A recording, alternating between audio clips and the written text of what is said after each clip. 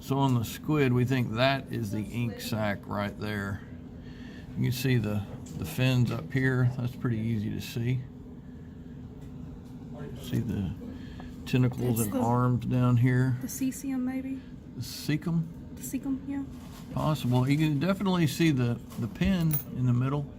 That little plastic looking thing there. You see that? That's pretty easy to see. That was weird to cut through. Yes. That's the pin right there. Yeah, that's pretty obvious. That's the most obvious thing so far. Yeah.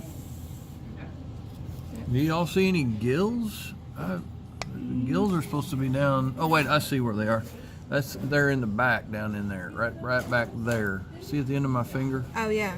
Those are the gills right there. I'm pretty sure. Yeah. That is the gill. That's pretty easy to see in this one, the gill. And there's the ink sac over there. That's easy to see. Let me see the eyeballs on your critter, because I wanted to see.